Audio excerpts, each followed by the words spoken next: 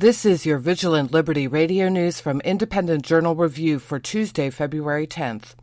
Vox.com released a candid interview with Obama, and outrage has been coming from nearly all corners. The interviewer, Matt Iglesias, asked the president if the media, quote, overstates the level of alarm people should have about terrorism, and the response was telling. Absolutely. And I don't blame the media for that. What's the famous saying about local newscasts? If it bleeds, it leads, right? You show crime stories and you show fires because that's what folks watch, and it's all about ratings. Additionally, on terrorism, Obama referenced the Parisians murdered in a Jewish deli. Quote, it is entirely legitimate for the American people to be deeply concerned when you've got a bunch of violent, vicious zealots who behead people or randomly shoot a bunch of folks in a deli in Paris. Criticism of the president's failure to recognize America's enemies continues from politicians on both sides of the aisle, in addition to from military and political pundits. Support for Massachusetts Senator Elizabeth Warren is building with supporters on both sides of the aisle. A recent MoveOn.org petition stated, quote, income inequality hurts us all, and we need someone who isn't afraid to call out a political and economic system that is great for big corporations but fails America's middle class and working families. That's not the country we want to live in. And Senator Warren, we believe you're the fighter to address the deeply serious problems we face. On the other side of the aisle, Kurt Bardella, a former spokesman for Republican Congressman Darrell Issa, stated, quote, it is almost like the enemy of my enemy is my friend. This calls to mind Rush Limbaugh's 2008 Operation Chaos campaign. Outgoing Attorney General Eric Holder did admit to one failure during his interview with MSNBC. When asked about the day of the Sandy Hook shooting, he stated, quote, it was the worst day I had as Attorney General. It is, I think, the single failure that I point to in my time as Attorney General, that I was not able to convince Congress to really follow the will of the American people, which is to enact meaningful, reasonable gun safety measures. The gun lobby simply won. In the months following the Sandy Hook shooting, the state of Connecticut saw a radical increase in the number of applications for gun permits, and gun and ammunition sales in general across the country showed significant increases. I'm Liz Harrison, and this has been your Vigilant Liberty radio news from Independent Journal Review for Tuesday, February 10th.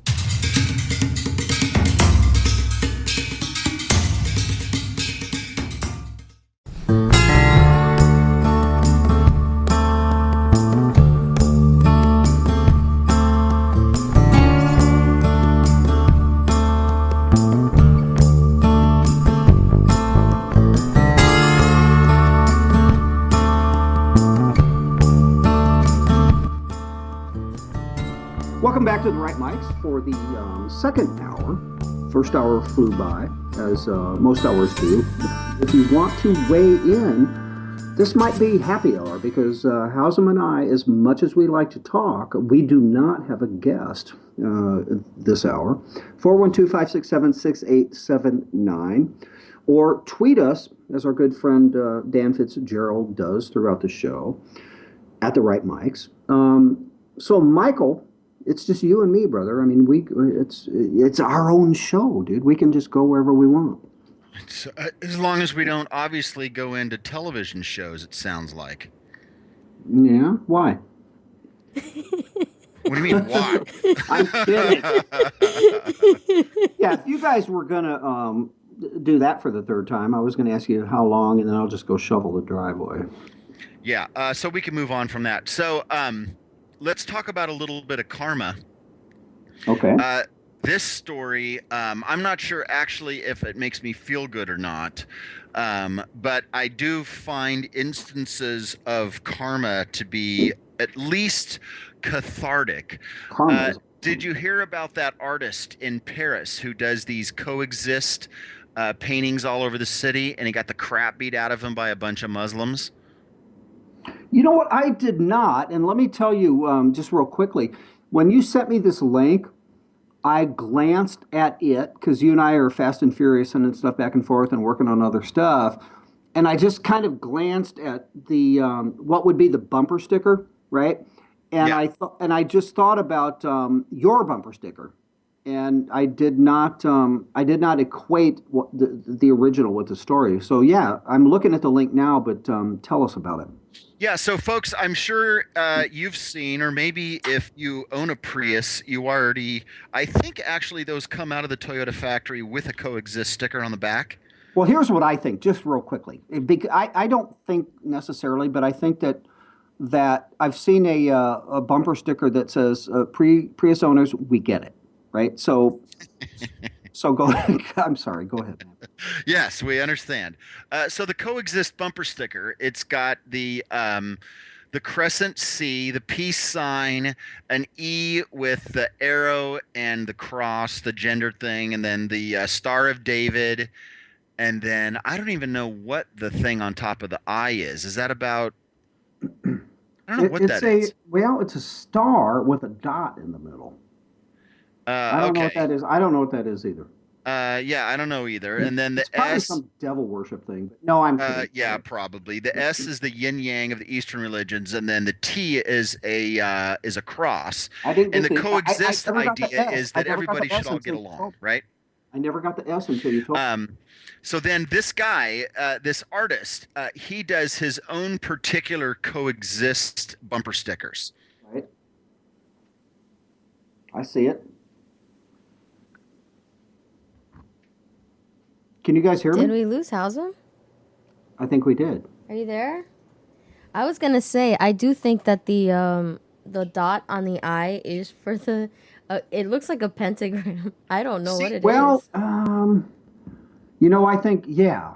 Now that yeah, I think it is. So I think that's the way they worked that in there. I think so. I don't know. Oh man, I wonder what happened to Hausman. Let's see if we can get him He back. just messaged me. Okay. That wasn't the right one. So no, I don't know what happened to him. I mean, you work on that, but Yeah. okay. So I'm Um. gonna look back at this. sorry about that. I had no idea what just happened. You All were right. gone. Welcome back.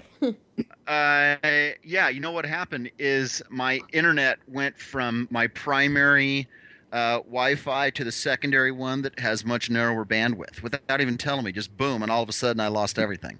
Don't you love technology when it comes to computers? Anyway, so this guy does his own coexist version is where we lost you. And I'm looking at the image of that, and we need to put this up on the right mics because this is pretty interesting.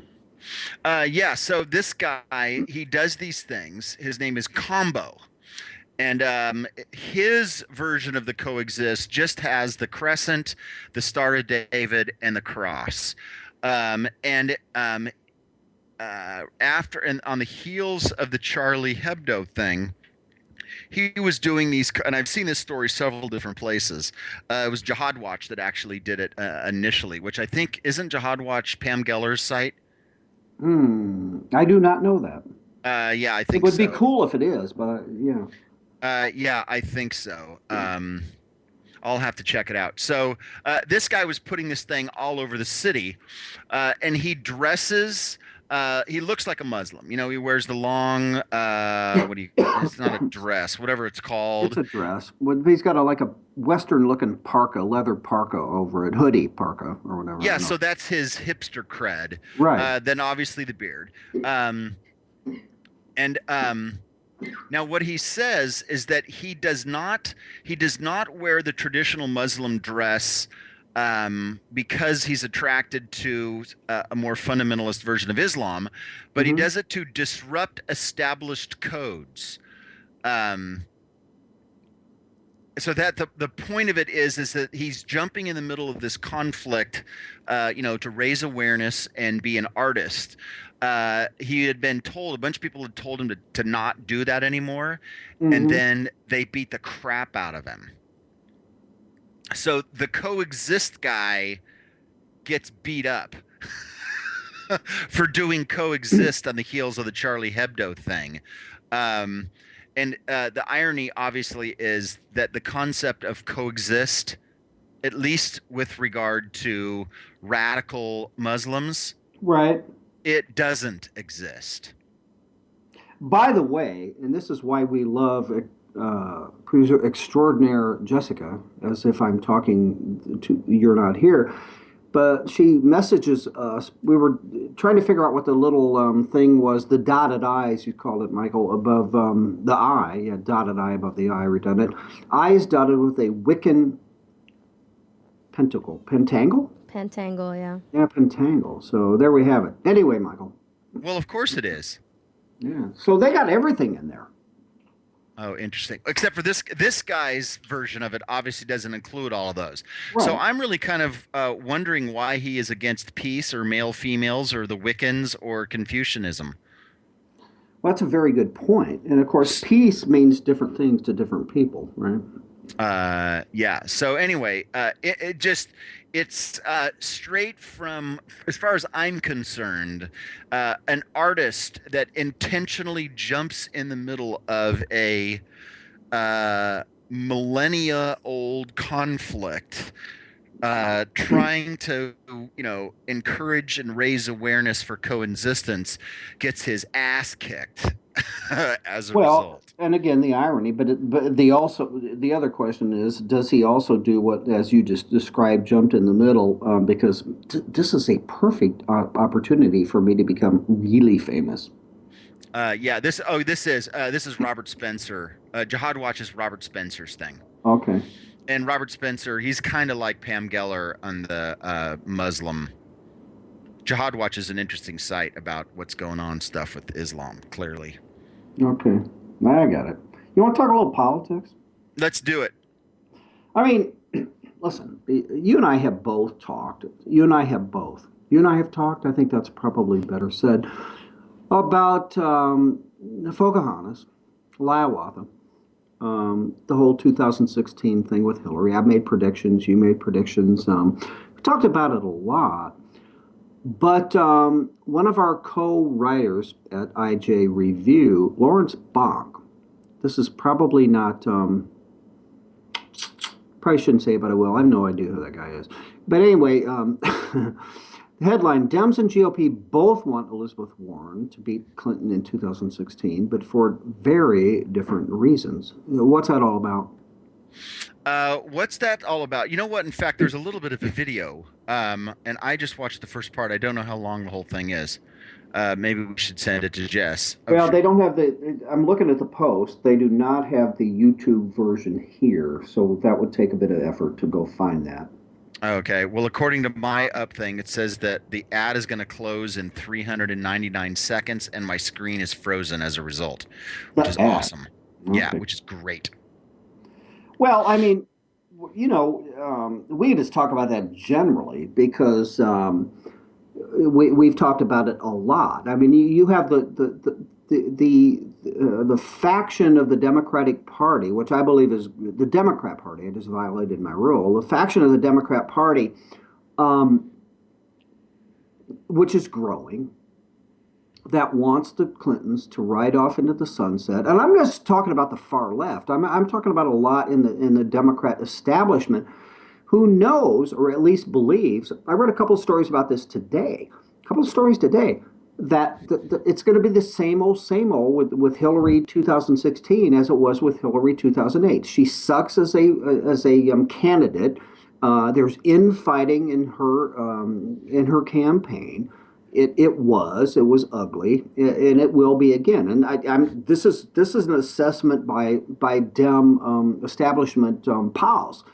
So there's no question that there are a lot of people who believe not only that she's too far, or not far enough left, or that she's going to implode like she did. So you got the Dems on one side, then you got the GOP on the other side, who just would love to see Pocahontas go up against Scott Walker, Marco Rubio, fill in the blank, because she will be destroyed. And they don't want that whole Clinton aura around. So, Michael, I don't think there's no question that both sides would like to see Hillary go down in flames. Right. Well, it's interesting. The point of the article here is that it's kind of different reasons. And here's the thing. Former Montana